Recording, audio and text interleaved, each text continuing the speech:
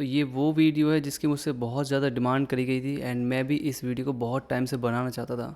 But पिछले कुछ time से मैं बहुत ज़्यादा बिज़ी था क्योंकि मेरी सिस्टर की एंगेजमेंट हुई थी इन दिसंबर एंड फिर शादी। तो उस चक्कर में बहुत ज़्यादा बिज़ी था एंड उससे पहले हमारा घर बनना था। तो इन सब एक्टिविटीज़ की वजह से मैं बहुत ज़्यादा बिज़ी चल रहा था।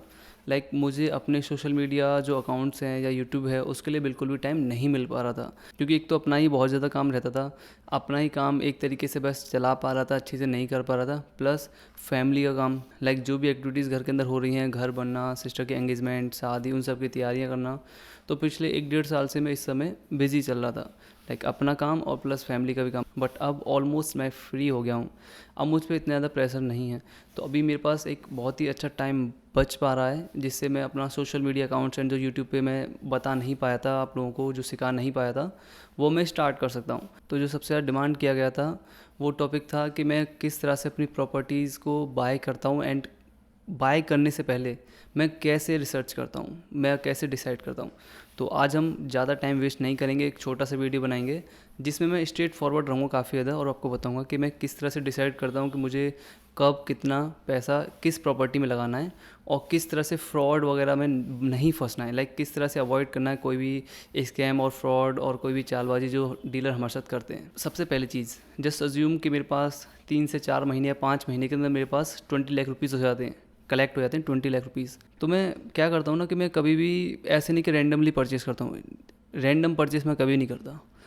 मेरा माइंड में ऑलरेडी लोकेशंस होती हैं और लोकेशंस के लिए ना आपको क्या करना होता है कि आपको एक माइंड मेकअप करना होता है कि भाई ये वाली लोकेशन है दिल्ली के पास या नोएडा के पास, जेवर के पास या आगरा के पास में, जो मोस्टली मैं प्रेफर करता हूँ।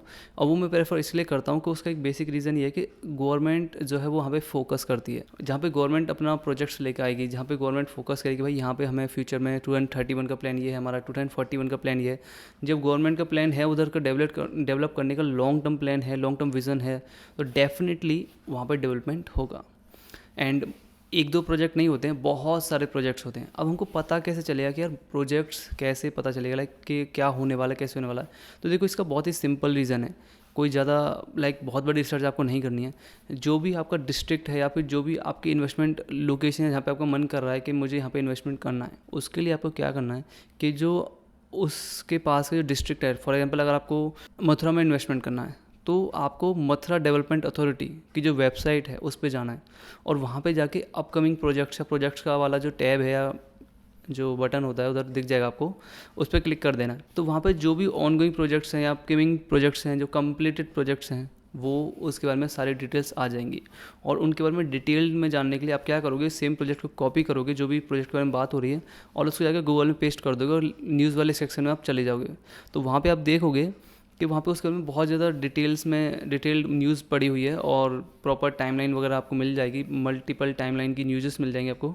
तो उससे आपको एक बहुत अच्छा आइडिया लग जाएगा। तो आपने डिसाइड कर लिया कि भाई आपको मथुरा या वृंदावन के आसपास इधर एक प्रोजेक्ट आ रहा है, टूरिज़्म कॉरिडोर बनना है या ऐसा कुछ हो रहा है। तो आप क्या करोगे कि ठीक है, आपका अंदर से गट फीलिंग आ रहा है कि भाई यहाँ पे गवर्नमेंट एक टूरिज़्म सेक्टर डेवलप करने वाली है, टूरिज़्म यहाँ पे तो गवर्नमेंट एक टूरिज्म कॉरिडोर डेवलप करने वाली है जिससे इकोनॉमी बहुत ज़्यादा बूस्ट होगी, इकोनॉमिक एक्टिविटीज़ बढ़ेंगी, बहुत सारी रेसिडेंशियल एक्टिविटीज़ बढ़ने लग जाएंगे यहाँ पे। तो आपने सोचा कि भाई मैं तो इधर ही इन्वेस्ट करूँगा। तो ये आपका माइंड मेकअप होता है। अब ऐसा नहीं कि जब माइंड मेकअप हो गया तो भाई आपने सीधा पैसा इन्वेस्ट कर दिया, ऐसा थोड़ी नहीं होता है। तो इस प्रोसेस को बोलते हैं माइंड मेकिंग। तो जब आपका एक बार माइंड मेकिंग हो जाता है ना कि भाई मेरे को आइडिया है कि मुझे कहाँ पे इन्वेस्ट करना है, क्या वहाँ पे जहाँ पे मुझे इन्वेस्ट करना है वहाँ पे क्या चल रहा है, क्या होने वाला है, तो एक बार ये आइडिया हो जाता है ना, फिर धीरे धीरे आप पैसे इकट्ठे करते हो, जैसे भी आपकी अर्निंग होती है आप सेव करते हो उसके लिए। और फिर साथ में सिमिलर टाइम में अपना प्रॉपर्टीज़ में क्या चल रहा है उधर, तो अपने डीलर्स के थ्रू कनेक्ट होने लग जाते हो। आप बात करते रहते हो कि मेरा प्लान है, मैं आज से 2 महीने बाद या 3 महीने तक इन्वेस्ट करूँगा।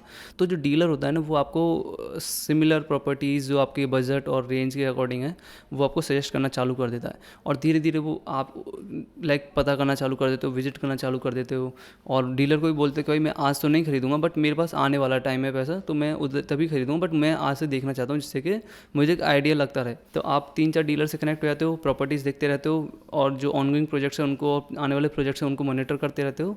और फिर आप 4 से 5 महीने बाद आपके पास पैसा इकट्ठा हो जाता है। आपके पास लगभग 10 लाख रुपए हैं, 15 लाख रुपए हैं, 20 लाख रुपए हैं, जो भी हैं। तो अभी क्या है कि उस पैसे को आप क्या करोगे, आपको प्रॉपर्टी मिल गई, आपको विज़न मिल गया, आपको पैसा मिल गया। अब 4 से 5 महीने बाद आपके पास पैसा भी आ चुका है। तो अब आप क्या करोगे कि आप जो प्रॉपर्टी आपने सेलेक्ट करी है तो आप श्योर हो कि भाई डीलर ने बोला भाई बेस्ट प्रॉपर्टी है, सही है, तो फिर क्या हुआ कि आप उसका वेरिफिकेशन करोगे उस प्रॉपर्टी का। और वेरिफिकेशन के लिए ना मल्टीपल चीज़ें करनी होती हैं आपको। एक करना होता है 41-45 करके रिकॉर्ड्स होते हैं, वो चेक करने होते हैं। 12 साल होता है लोन वगैरह, उसमें सब पता लग जाता है।